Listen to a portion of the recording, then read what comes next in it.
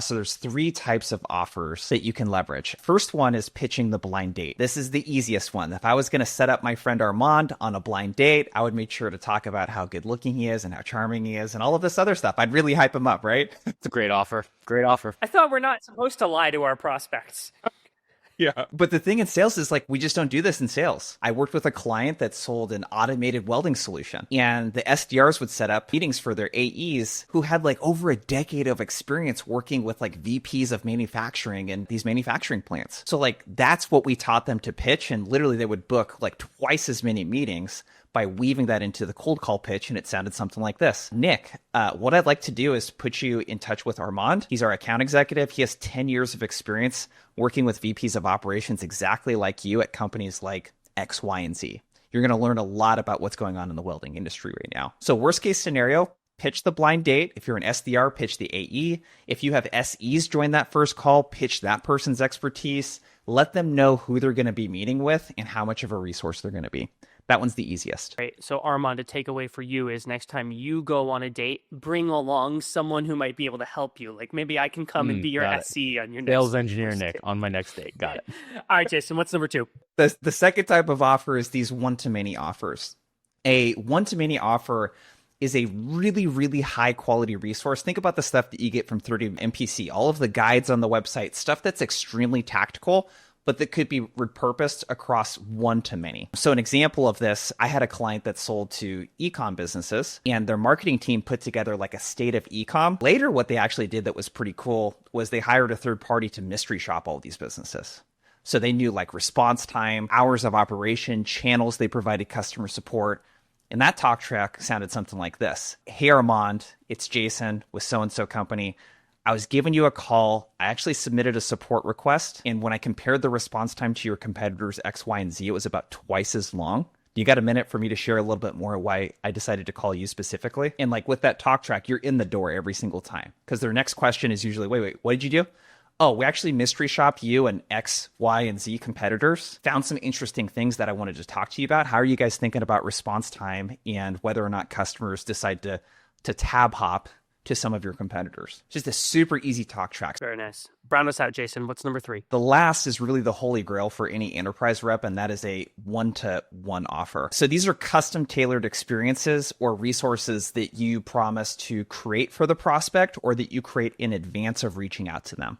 I'll give you several examples of this. A lot of our cybersecurity clients, they'll actually do like a free risk analysis and they'll benchmark their cybersecurity and their posture, how they handle things. They'll benchmark that against other competitors. So that's something that you can talk about. If you sell any solution that touches something that you can see, like a website, their social presence, whatever it might be, you can literally do a cart audit.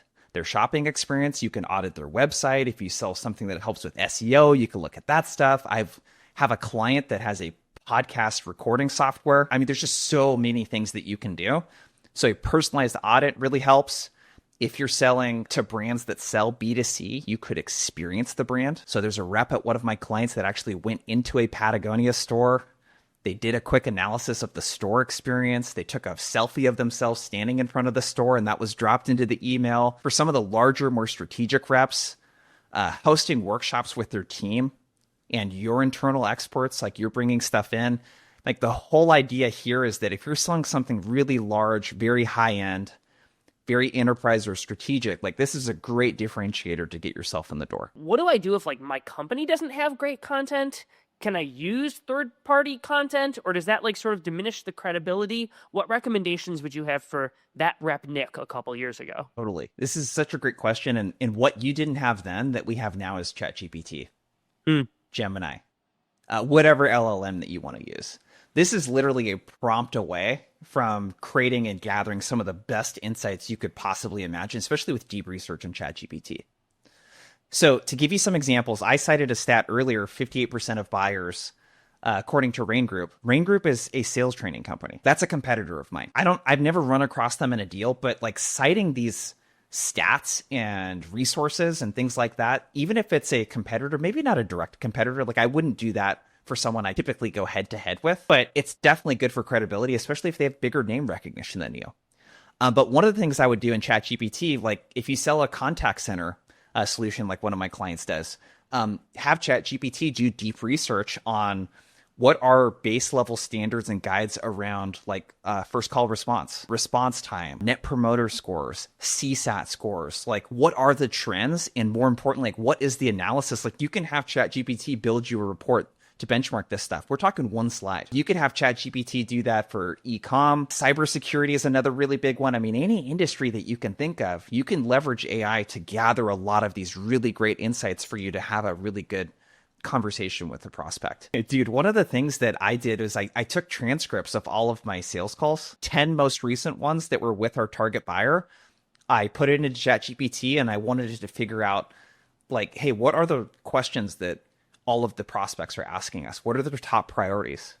How are they getting the job done right now? Like, what have they tried? What are the problems? There's so much language there that I took from actual customer conversations that I could turn around and then say, can you help me find insights that support some of the problems that these folks are having? There's just so much that you can do to create your own one slide version of this that you could find in a matter of minutes. It just doesn't take hours to do this stuff anymore. How are you actually delivering like this one-to-many thing? Are you like just taking the ChatGPT output and putting that into like a Google Doc? Or are you working with your marketing team? Like, what do you actually recommend reps listening to this do if they maybe don't have a marketing team who can support them in this stuff? Yeah, so if I wanted to operationalize some of this information, I'm going to work it into my cold calls and cold emails. Yeah. And that's going to sound a lot like what I did before.